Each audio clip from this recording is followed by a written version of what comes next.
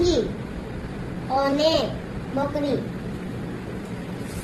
ઝાડ નીચે એક હાથી સૂતો હતો. ખિસકોલી અને સસલું ત્યાં રમતા હતા. સસલાએ જોયું કે હાથી ઝાડ નીચે સૂઈ રહ્યો છે.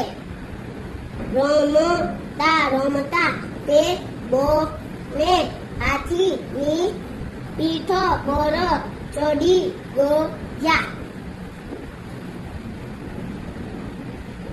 એટલામાં ત્યાં એક બકરી આવી. બકરી પણ હાથીની પીઠ પર ચડવા લાગી. અચાનક હાથી ઊંઘમાંથી જાગ્યો. અને હાથીની પીઠ પરથી નીચે પડી ગયા. ખિસકોલી અને સસલું ભાગી ગયા.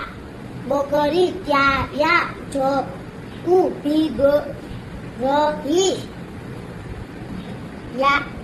હાથીએ બકરીને પોતાની પીઠ પર ફેરવી. સરસ.